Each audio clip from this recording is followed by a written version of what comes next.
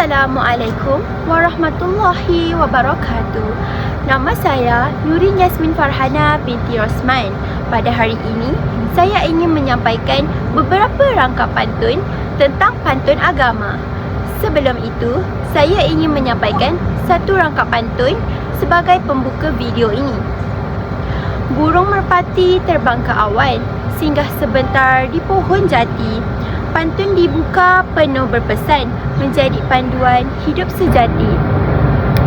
Sebelum itu, penonton-penonton yang dirahmati Allah, agama adalah cahaya yang menerangi kehidupan.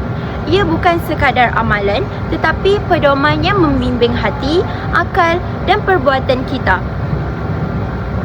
Pantun agama yang akan kita dengarkan sebentar ini bukan sekadar rangkaian kata indah, tetapi ia adalah nasihat yang tersusun dalam bahasa yang halus, penuh makna dan mudah dihayati. Pantun ini ibarat jambatan yang menghubungkan seni budaya dengan nilai rohani agar kita dapat meresapi pesan agama dengan lebih dekat di hati. Di atas pohon burung bersarang, burung terbang di ruang angkasa. Dalam kita ada terlarang, jangan sekali membuat dosa. Burung terbang di ruang angkasa, jatuh ke laut lalu tenggelam. Jangan sekali membuat dosa, wahai umat beragama Islam. Jatuh ke laut lalu tenggelam, sayap patah badan terbelah. Wahai umat beragama Islam, tetapkan iman kepada Allah. Sayap patah badan terbelah, terbang tak mampu ke angkasa.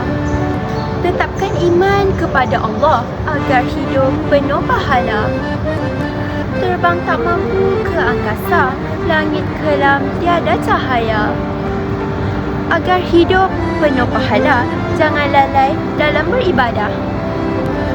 Langit kelam tiada cahaya, hati gelisah tiada arah.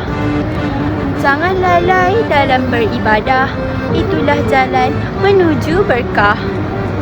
Hati gelisah tiada arah, bila dosa menjadi tabiat, itulah jalan menuju berkah.